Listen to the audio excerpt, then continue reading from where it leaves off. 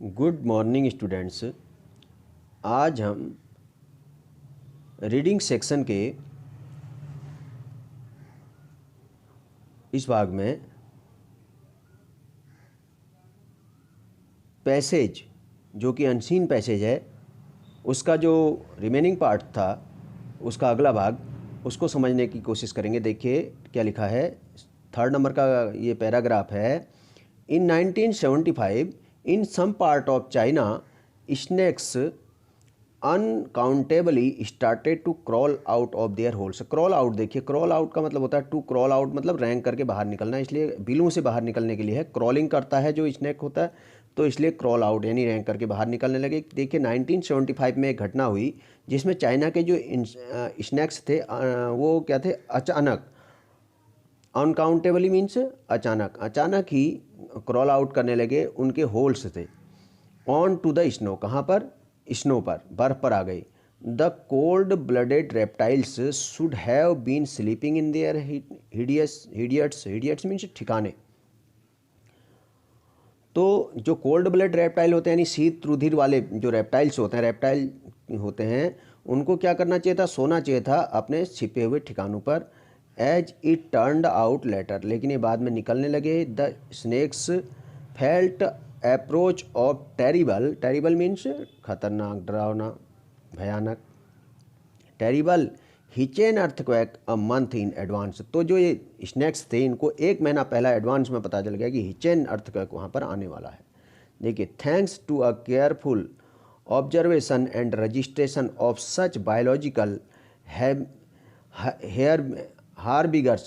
हार्बिंगर्स मतलब अग्रदूत, जो जिनको पहले ही पता चल जाता है। बायोलॉजिकल मतलब जीव वैज्ञानिक अग्रदूत। तो इनका धन्यवाद है, कह रहे हैं जो राइटर कह रहा है, इनका धन्यवाद है।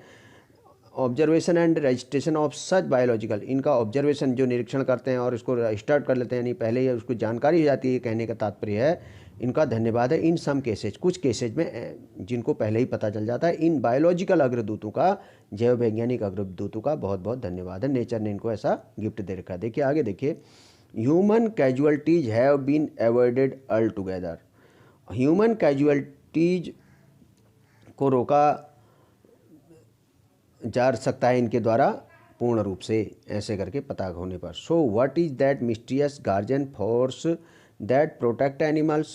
तो ऐसा so what is that mysterious guardian means होता है अभिभावक, यानी जो हमारे पालन पोषण करते हैं। तो कौन सी ऐसी अभिभावक शक्ति है, दैट प्रोटेक्ट्स एनिमल, जो जीवों की रक्षा करती है, उनको बचाती है, सुरक्षा रखती है। And what is it's mechanism, और इसके पीछे कौन सा तंत्र काम करता है कि जानवरों को ये पहले ही पता चल जाता है। Why can't man feel anything like that, मनुष्य ऐसा कुछ क्यों नहीं फील करता, ये कहा गया है। 4th पैसेज देखिए, 4th पैरा में, in the cases of earthquake in China it has been established that the place where snakes slithered out of their headwaters, तो देखिए, concealed with the place of underground emission means उत्सर्जन of sulfurous gases। तो यहाँ पर क्या था कि sulphurous गैसों का उत्सर्जन हो रहा था, इसीलिए जो यहाँ पर स्नेक्स थे वो बाहर आ गए, उनको पहले इस बात की जानकारी हो गई। In special model experiments snakes were subject मतलब के वश में थे, subjected to the effect of the electromagnetic radiation. जो इलेक्ट्रोमैग्नेटिक रेडिएशन होता है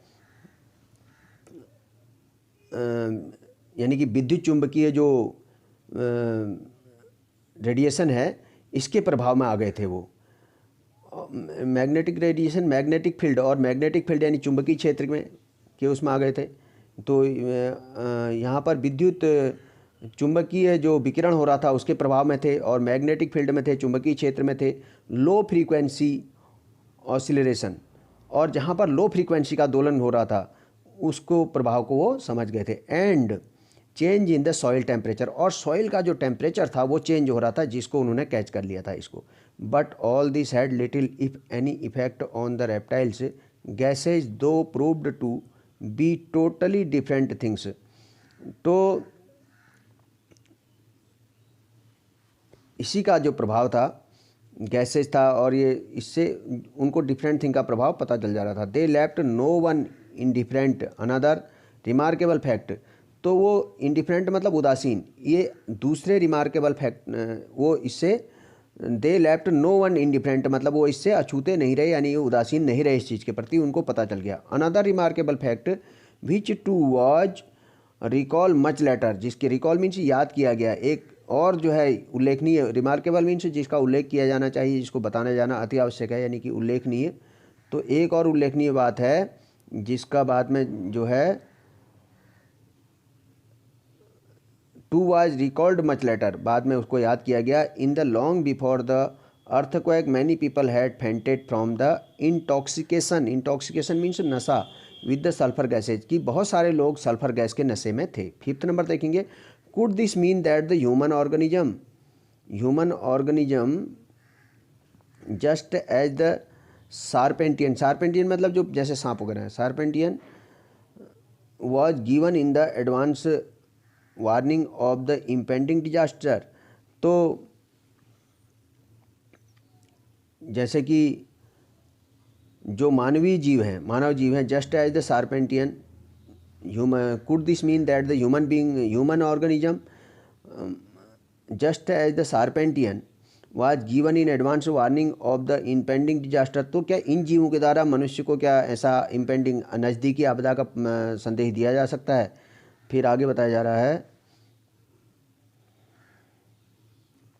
although in the cases with human, although in this cases the human this way apparently not confined to the mere inhalation of gases। अधिकतर ऐसे cases में जो मनुष्य होता है वो स्पष्ट रूप से सीमित थी जानकारी, इसकी जो गैसेज निकलती हैं उनकी सीमित ही जानकारी उनको हो पाती है, क्योंकि उसके अभ्यस्त हो जाते हैं। इसी प्रकार से आगे का जो ये पैसेज है इसको अगली वीडियो लेसन में एक्सप्लेन किया जाएगा।